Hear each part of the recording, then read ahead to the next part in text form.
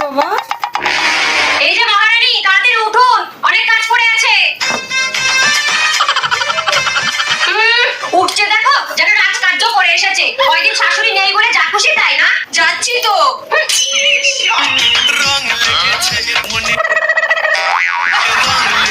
ওই, সারাক্ষণ লাফালেই হবে? রান্না বান্না কে করবে? দিরিঙ্গি বাজবে একটা।